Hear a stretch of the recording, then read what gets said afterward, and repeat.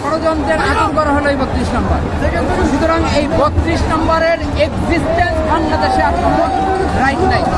সুতরাং এটা আমরা 5 তারিখ 5 আগস্টই করতে পারতাম। আজকের এই পরিস্থিতি নতুন করে তৈরি করার জন্য শেখ হাসিনা নিজেই দায়ী। সুতরাং আমরা এই ষড়যন্ত্রের আতুরঘরকে বাংলাদেশের জমিনে আর থাকতে দিতে চাই না। আজকে আমরা মাটির সাথে মিশিয়ে দেব, যাতে করে ভবিষ্যতে কোনো ফ্যাসিবাদের দানব যদি তৈরি হতে চায় তাহলে তারা যেন হাজারবার চিন্তা করে, এই ইতিহাস দেখে এটা দেখে যেন হাজারবার তারা চিন্তা করে ফ্যাসিবাদ কায়েমের ক্ষেত্রে।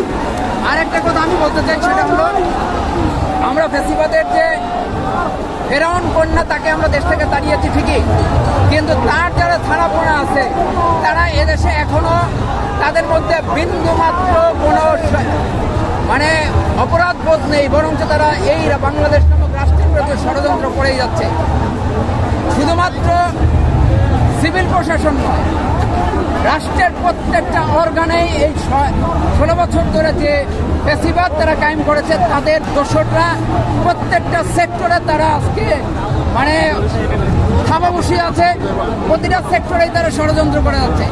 আমরা নতুন করে আজকে এই সংগ্রাম শুরু করলাম, শুধু আওয়ামী প্রশাসন নয়, আওয়ামী ফ্যাসিবাদ নয়, আওয়ামী ফ্যাসিবাদের দোসর বাংলাদেশের প্রত্যেকটা সেক্টর থেকে এবং রাজনৈতিক অঙ্গ থেকে আমি বলতে চাই, সেই ক্ষেত্রে যদি বিএনপি এবং জামাত যেই হোক না কেন, ফ্যাসিবাদের আওয়ামী ফ্যাসিবাদকে যারাই পুনর্বাসন করতে যাবে তাদেরকে বাংলাদেশ থেকে আমরা নির্মূল করে আমরা আমাদের সংগ্রাম শেষ করবো।